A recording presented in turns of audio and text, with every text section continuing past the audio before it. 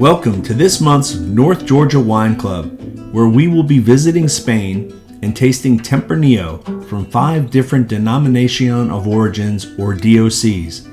We will be visiting Valdepenas and LaMancha in the south, and then Toro, Ribera del Duero, and La Rioja regions in the north. It may be easier to see on this map. Valdepenas will be the first one, followed by La Mancha, Toro, Ribera del Duero, and then we'll finish in Rioja.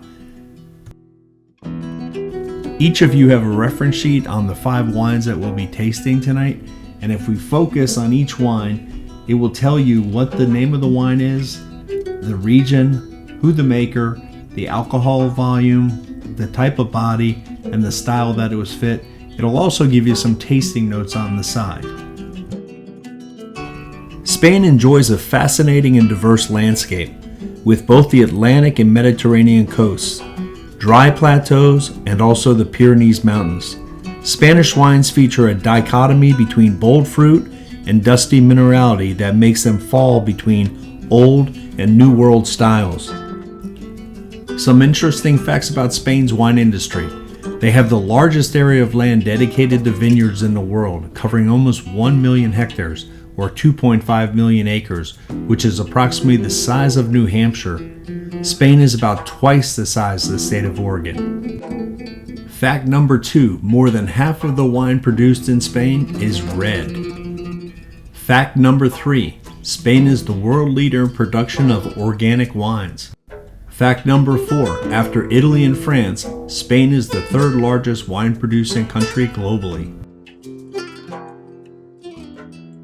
Fact number 5. Winemaking in Spain has roots dating back thousands of years, influenced by ancient civilizations like the Phoenicians and Romans, with the first vines being planted in Cadiz. And this chart shows the top producing regions in Spain. We'll be visiting 3 of them: Castilla-La Mancha, Castilla y León, where Ribera del Duero and Toro are, and Rioja.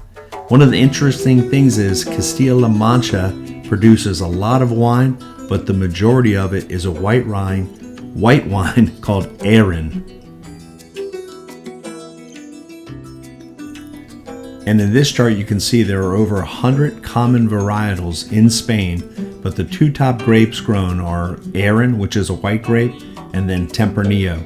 And then some of the smaller geographies have specialized grapes, but you can see Cabernet Sauvignon is a very small percentage of Spanish grapes.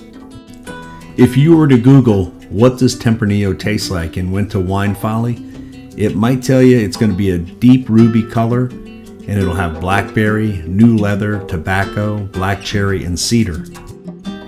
And if you continue your search on another website, you might see that Reserva Rioja is a dusty cherry with dill, dried fig, graphite, and sweet tobacco, while wines from Ribera del Duero and Toro have raspberry, licorice, graphite, exotic spices, and are good with roast meat.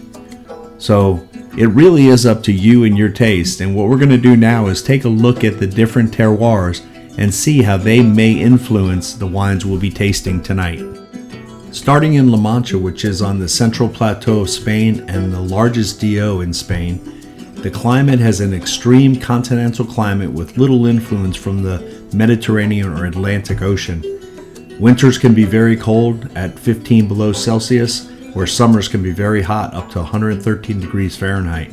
What's interesting is part of their soil is the Miocene sediments, which can date back 23 million years ago, and also have limestone and chalk. The next region is Valdepenas, which is part of Castilla-La Mancha, and it's also referred to as the Valley of Stones. It has a strong continental climate just like La Mancha, and it has extreme heat and low rainfall. It has a limestone bedrock which helps to retain moisture, and very interesting is it's more hilly and it has a flat plain with shallow topsoil, high limestone, and chalk content. Now moving into the Toro region, we've actually gone north into the western part of Castilla y León near the Duero River Valley, and here you're going to still have a little bit of a continental climate, but you have long, hot, arid summers. And one winemaker actually called this as it has 9 months of winter and 3 months of hell. Altitude is from 750 meters, which is about 2,500 feet above sea level. It has well-draining sand that retains the heat, and its Tempranillo grape is known as Tinto de Toro. And now we enter into Ribera del Duero, which is one of my favorite wine regions. It's located south of Rioja in the Castilla y León region, and it's right along the Duero River. It has a continental climate with high altitudes up to 800 meters, and again, extreme swings in temperatures between day and night, which allow the grapes to develop deep flavors while retaining vibrant acidity. The soil is a mix of clay, limestone, and sand terraces. Our last region is Rioja, which is probably Spain's most famous region. It's located in northern Spain along the Ebro River Valley, and what's interesting is it is influenced by both the Atlantic for cooler and humid weather and the Mediterranean for warmer and drier influences. And it also runs along the Sierra de Cantabria mountains, and this gives it a significant temperature variations to ensure slow and even ripening.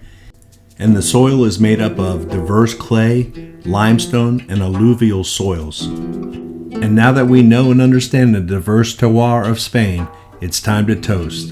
Please remember to forget all your worries and regret. Live while you have life to live. Live while you have love to give. Salud.